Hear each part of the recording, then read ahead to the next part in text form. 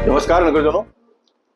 महाराष्ट्र विधानसभा के चुनाव में फिर एक बार बोरीवली से बाहर के उम्मीदवार की नाम की घोषणा पार्टी ने करते हुए पार्टी के कार्यकर्ताओं का और बोरीवली के नगरजनों का मन को ठेस पहुंचाया, ऐसा सभी का कहना है। और मेरा भी ये मानना है, क्योंकि भारतीय जनता पार्टी ने हम सबको ये सीख बिल्कुल कभी दी नहीं, किसने कहाँ से चुनाव लड़ना, किसी ने कहाँ से चुनाव नहीं लड़ना। लेकिन बोरीवली के लोग जब गिनाते हैं कि आपने पहली बार विनोद तावड़े जी को लाया, उसके बाद में आपने सुनील राणे जी को लाया, उसके बाद में लोकसभा के चुनाव में आपने पीयूष गोयल जी को लाया, और आप एक चौथी बार फिर वापस संजय उपाध्याय जी के रूप में आपने चौथी बार लाया। लोगों का ये भी कहना था कि विनोद तावड़े जी को जब आपने लाया तो आप सांसद के रूप में काम करते थे, हमने चला लिया। सुनील राणे जी को आपने लाया तब भी आप सांसद के रूप में काम करते थे, हमने चला लिया। पीयूष गोयल जी को आपने लाया तो ऐन मौके पर मैंने भी स्वीकारा उसको और जनता ने भी मतदान करके उसको पूरा कर दिया।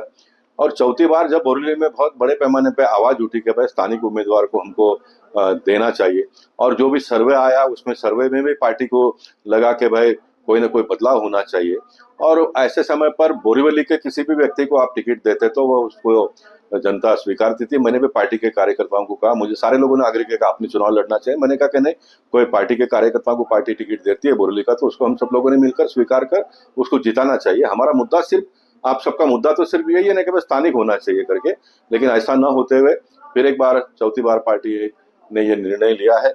मैं कोई दूसरे पार्टी में जाने वाला नहीं हूँ, मैं भारतीय जनता पार्टी का विचार भी बिल्कुल छोड़ने वाला नहीं हूँ।